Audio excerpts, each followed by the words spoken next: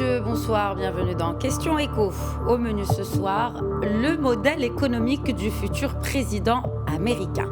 Alors que tous les regards sont braqués sur la première puissance mondiale en attendant bien sûr les résultats définitifs de ce duel Trump-Biden, ce soir dans Question Écho, nous allons analyser le bilan économique du président sortant, les programmes économiques des deux candidats ainsi que les projections autour de l'économie américaine, des marchés financiers et du commerce international. Nos invités seront Dr Uri Dadouche, Senior Fellow au think tank marocain Policy Center for the New South, également professeur et ancien directeur du commerce international et de la politique économique à la Banque mondiale. Et également avec nous ce soir, Hafid Boutaleb, expert en relations internationales. Bienvenue à toutes et à tous.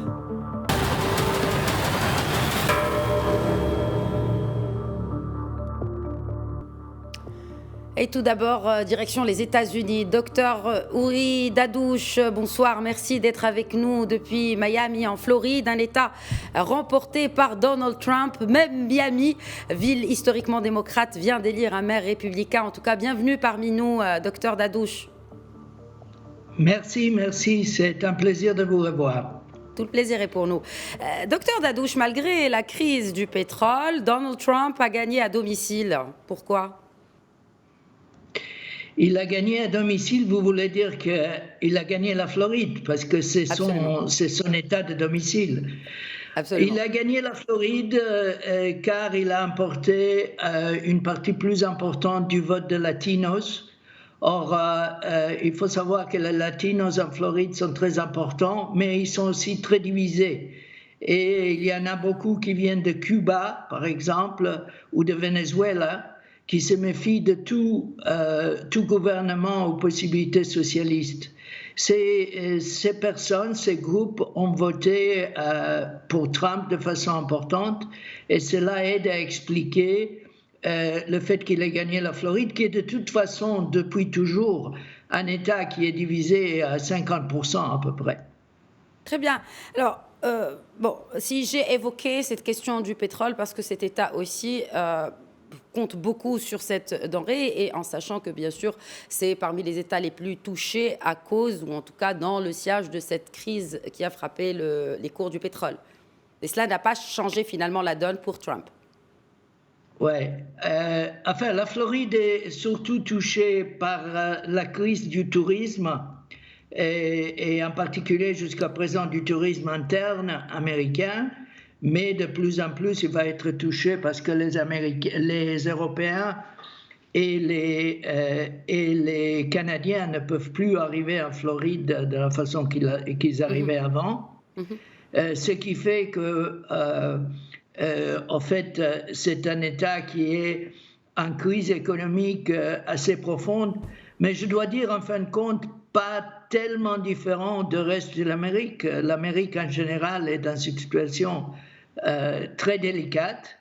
Oui. Et malgré cela, les gens se rappellent qu'avant le virus, l'économie américaine, y inclus la Floride, se portait très très bien. Et ils ont voulu se rappeler de ça plutôt que voir la situation actuelle qui est très très difficile, comme ailleurs d'ailleurs. Justement, parlons de ce mandat du président sortant Trump. Globalement, le bilan pour l'économie américaine, vous venez de le dire d'ailleurs avant cette crise de Covid, était plutôt bon. Parlez-nous justement davantage sur des indicateurs. Parlons du chômage, bien sûr de la croissance, de la dette, très important, et aussi de la politique monétaire américaine.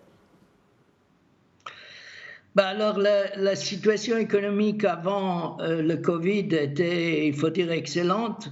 Je ne veux pas donner tout le crédit pour ça au président Trump, parce qu'en fait, une bonne partie du boom économique américain était due à la réduction des taxes, qui a aussi comporté une augmentation du déficit du gouvernement qui est très important. Mais en tout cas, en ce qui concerne la population en général, il voyait une économie très forte avec un taux de chômage extrêmement bas. Or, comme ailleurs, mais peut-être plus qu'ailleurs, la crise du coronavirus a été très ressentie aux États-Unis. avec un nombre de morts par rapport aux habitants qui est parmi les plus élevés du monde aujourd'hui, et certainement parmi les plus élevés, et certainement le plus élevé parmi les pays industriels. Or, un reflet de ça a été tout ce qu'on connaît de la crise, donc la chute de beaucoup d'activités de services et un taux de chômage qui reste très élevé, et où même qu'il y a eu une reprise dans ces derniers mois, il y a quand même une dizaine de millions d'Américains et plus qui ont perdu leur travail et qui l'ont pas retrouvé. Selon vous, docteur Uri Dadouche, quelles sont les promesses non tenues du président sortant?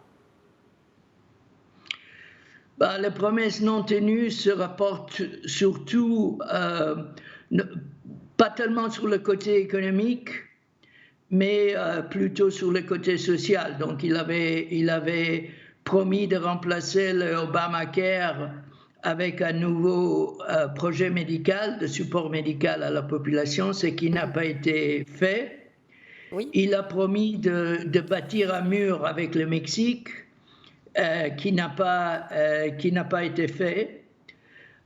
Il a promis de changer sur le côté économique, d'améliorer le déficit commercial américain, y inclus avec la Chine. Tout cela n'est pas arrivé, malgré les tarifs qu'il a imposés. Ça, c'est les promesses manquées. De l'autre côté, comme on a dit, le président, jusqu'à la crise du Covid, a quand même vu une croissance soutenue, une inflation très basse et un taux de chômage très bas, jusqu'à il y a un an à peu près.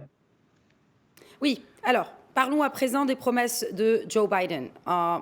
Selon vous, le programme économique tel que présenté par le candidat, devrait-il réussir à relancer l'économie américaine, notamment après cette crise liée à la Covid-19?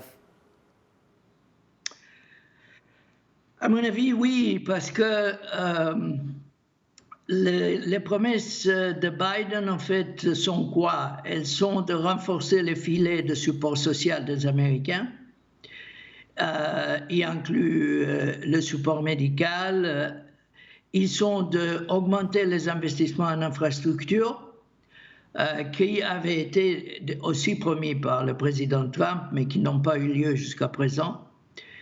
Et ils sont d'augmenter les taxes, mais de façon très, très pointue, c'est-à-dire sur les revenus en dessous, au-dessus de $400 000 par an, et sur les sociétés. Et l'impôt sur les sociétés, mais probablement les derniers, pas de façon très importante. Je pense que aussi Biden va certainement agir sur le programme de stimulus de l'économie américaine qui a été paralysé dans le Congrès jusqu'à présent, dans la mesure où il a le contrôle, ce qui n'est pas probable, du Sénat. Il va avoir certainement le contrôle, s'il gagne, il va certainement continuer à avoir le contrôle of the House, du Congrès, du Congrès américain. Du Congrès américain, mais pas du Sénat. Pas du Sénat, absolument. Oui, et donc, il n'est pas clair.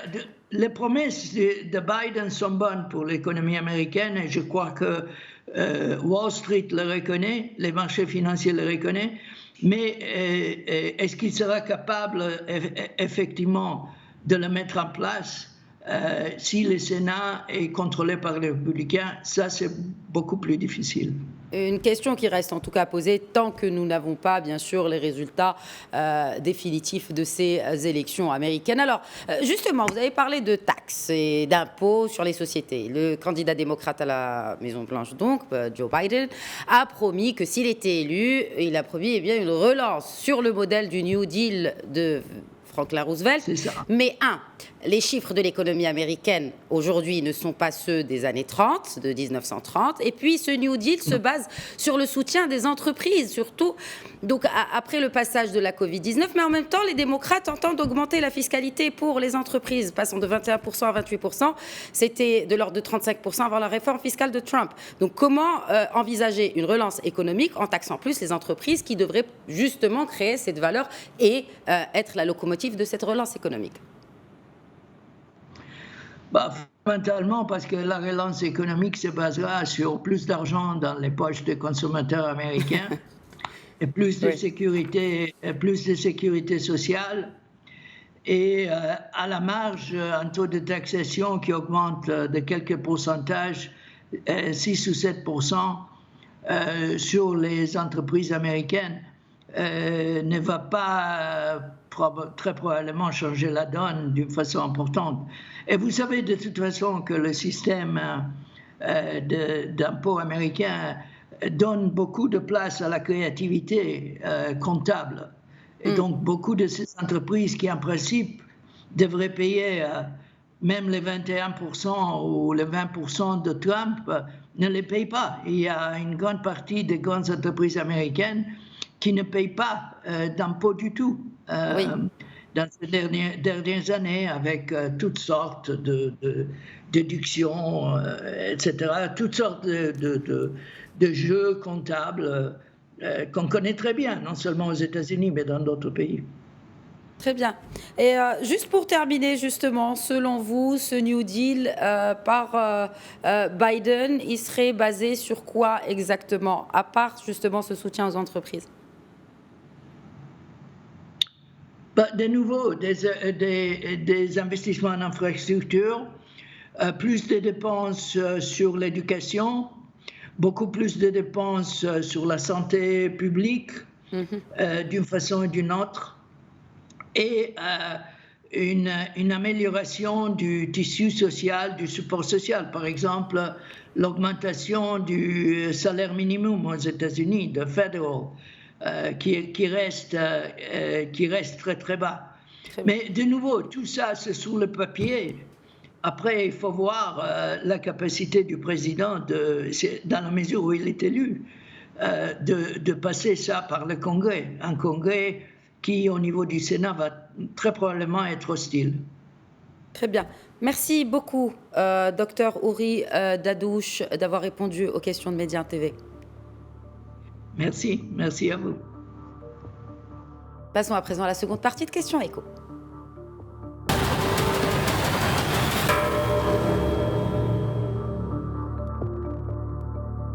Et toujours dans le cadre donc de notre analyse sur le bilan économique du président sortant Donald Trump, des programmes des deux candidats, mais aussi de l'impact de l'élection de l'un ou de l'autre sur notre continent, en l'occurrence.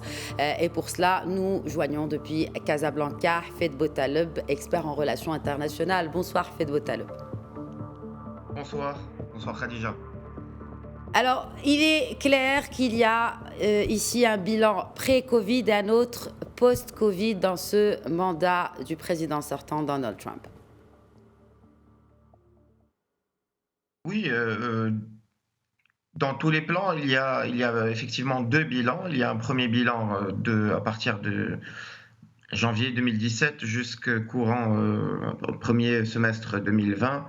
Une économie qui se porte plutôt bien, comme vient de le souligner M. Dadouche, avec une croissance économique assez importante pour une économie de cette taille, qui a flirté avec les 4 et 5% par an, avec un chômage qui aussi a baissé jusqu'à 3-4% du total de la population active, ce qui est un des chiffres les plus bas historiques depuis les années 60, depuis la fin des années 60. Donc, il y a eu un premier bilan considérable, important, et tous les observateurs voyaient, en tout cas, en Donald Trump, un président qui fera 2 mandats. Très peu parier sur une quelconque opposition démocrate réussie, en tout cas lors des élections. Et puis, alors après l'arrivée du virus que Donald Trump a tout d'abord ignoré, ensuite minimisé, avant de finalement admettre la dangerosité. Mhm. Le virus, effectivement, a fait vraiment un ravage au sein de la population américaine. On se souvient qu'au moment du printemps 2020, il y a eu jusqu'à 2700 morts par certaines journées en un seul jour. Donc c'est énorme, 2700 morts par jour aux États-Unis, Mhm. notamment des personnes âgées, un électorat qui était normalement acquis à Donald Trump et qui aujourd'hui, en raison de cette mauvaise gestion de la pandémie, a basculé, notamment dans les États qui aujourd'hui sont en train de faire la surprise, le Michigan, le Wisconsin, les États du Midwest Mhm. qui étaient acquis, qui auraient dû être acquis. Bon, c'est vrai que rien n'est encore joué, que c'est encore très très serré, mais voilà, cette mauvaise gestion du virus, un peu un ton provocateur en ne portant pas le masque, là où Joe Biden a vraiment fait très attention à systématiquement appeler les gens à porter des masques, à faire des meetings où les supporters étaient cantonnés dans leur voiture et donc il n'y avait pas de Oui. risque de transmission. En parallèle, Donald Trump est resté sur le modèle classique des meetings. Tout ça a fait que finalement on se retrouve avec à peu près 230 000 décès, ce qui est considérable. En plus un nombre d'infections qui flirte avec les 7 millions, on est Et à des presque impacts, bien 2% de sûr, sur population. l'économie américaine qui sont très, très importants. On parle de Et millions oui, de oui, oui, chômeurs qui se sont ajoutés, sans parler de la banque Food. dizaines de millions même à un moment donné. Absolument, absolument. Alors oui, il y a aussi cette question qui tenait beaucoup à cœur au président sortant concernant l'allègement du déficit commercial, notamment avec la Chine en imposant des taxes, en augmentant en tout cas les droits de douane sur les produits importés de Chine. Selon vous, le commerce international sous Trump et cette guerre commerciale menée sur la Chine a-t-il ou ont-ils finalement allégé ce lourd déficit américain? Oui, oui, c'est certain ça. C'est certain, bien sûr, on parle toujours du premier bilan, on ne parle pas du moment où le virus est apparu, mais c'est certain qu'au début 2020, il y a eu pas mal de relocalisations, notamment dans ces États du Midwest et du Nord-Est. Il y a eu aussi une baisse drastique donc, de la dépendance au niveau du déficit commercial des États-Unis vis-à-vis de la Chine. Donc cette stratégie avait été gagnante. C'est pour ça qu'il était évident que Donald Trump allait être réélu jusqu'à ce que le virus survienne. Aujourd'hui, bon, la situation a changé. Peut-être que pour pouvoir relancer le commerce, il va falloir réduire considérablement ces barrières et peut-être qu'il va falloir revoir la stratégie avec la Chine. Mais ça dépendra vraiment de quel président sera confirmé dans les prochains jours hein, et pas vraiment dans les prochaines heures. Donc, on n'a toujours pas de visibilité. Mais si c'est Donald Trump, il n'est peut-être pas à exclure qu'il y ait un allègement de ces barrières, mais très vite, Donald Trump reviendra. Déjà, il y a des premiers signes de croissance économique, de relance, et donc très vite, si un vaccin est mis très rapidement en place à courant 2021, eh bien, il n'est pas à exclure que très vite, Donald Trump revienne à cette animosité. C'est un nouveau paradigme qu'il a apporté. Il a été en rupture avec tous les présidents des États-Unis depuis Richard Nixon, qui Mhm. ont tendu la main à la Chine et vu en la Chine l'usine du commerce américain, en tout cas de l'industrie américaine. Et finalement, Donald Trump a rompu avec ce paradigme et c'est une rupture durable, à mon avis, au sein de l'appareil républicain, avec ou sans Donald Trump. Ils resteront sur cette attitude d'animosité vis-à-vis de la Chine. En parlant de rupture, pour beaucoup d'observateurs, Trump, contrairement à d'autres présidents qui lui ont succédé à la tête des États-Unis, n'a pas été réellement porté sur des aides ou aussi de la coopération, n'est-ce pas, envers des continents tels que le continent africain en l'occurrence. Est-ce que vous pensez que en cas d'une élection de Joe Biden, la donne pourrait changer? Oui, oui, c'est certain. Donald Trump a eu une attitude odieuse vis-à-vis des États africains. Il a ignoré ces pays, il les a même qualifiés des pires qualificatifs, Mhm, insultants. mhm. Et on se souvient de ça, c'était courant 2017-2018. Et donc, c'est une attitude qui est inacceptable, puisque le continent africain aujourd'hui renferme 15% de la population mondiale et jusqu'à 30%, ou plutôt 25% de la population mondiale en 2050, avec des urgences climatiques et sanitaires considérables. Et on se souvient que, à l'inverse, les démocrates avaient tendu la main à l'Afrique. Barack Obama avait organisé un sommet États-Unis-Afrique, avait accueilli 50 chefs d'État et chefs des gouvernements africains à la Maison-Blanche, leur avait consacré à chacun un entretien. L'aide au développement avait été augmentée. Il y a eu des signaux forts, notamment par rapport au changement climatique, une première conférence sur le climat qui avait été organisée à Marrakech, au Maroc. Tout cela est allé dans le sens, bien sûr, d'une nouvelle réorientation de la politique des États-Unis vis-à-vis du continent africain. Tout ça a été arrêté, stoppé net, par Donald Trump, qui a considéré que l'Afrique était un continent avec lequel l'Amérique ne pouvait pas gagner de points en termes de commerce international, puisque le continent, effectivement, est un continent pauvre, et qui s'est arrêté à cette analyse-là. Et voilà, donc Très bien. il est fort à parier que Joe Biden, qui connaît en plus, qui connaît bien ce continent, qui s'est déjà déplacé, qui connaît le Maroc, il faut le rappeler, en Justement, 2014, il a j'arrivais pu... aux relations Maroc-USA. C'est bien, vous avez fait la Oui, transition, Ahmed Votal. Oui. eh bien, bon, par rapport à ces relations, bon, alors, à titre personnel, Joe Biden s'est déjà déplacé au Maroc en 2014 à Marrakech. Il a pu voir de lui-même, en tout cas, cette énergie qu'il y a dans notre pays, a rencontré beaucoup de Marocains. Il avait même confié aux personnes, aux participants aux conférences, que il était venu pour quelques jours et qu'il aurait souhaité rester quelques semaines.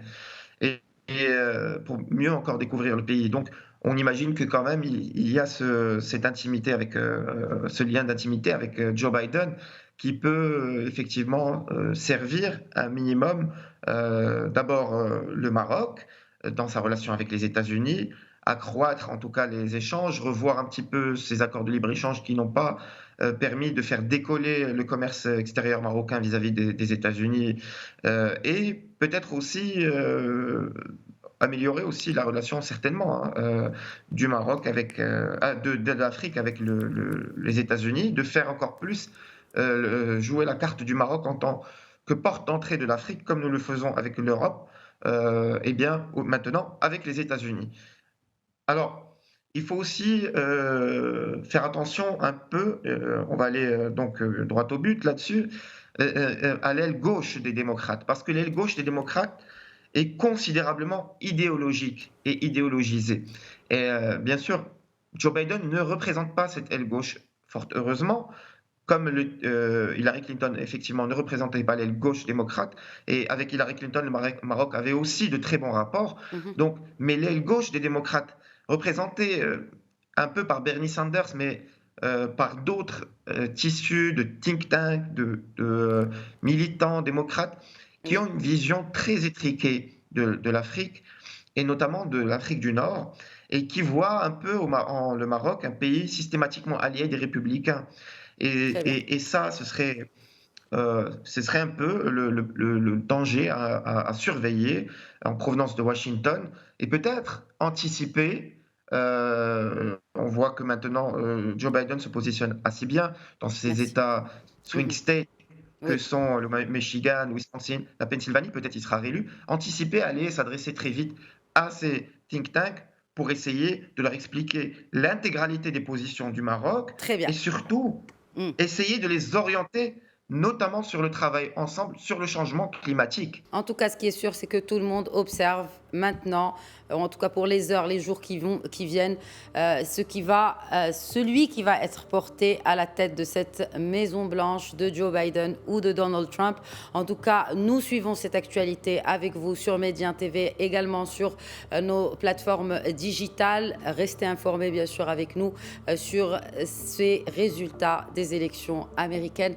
Merci à tous de nous avoir suivis et n'oubliez pas, restons vigilants, le virus est toujours là.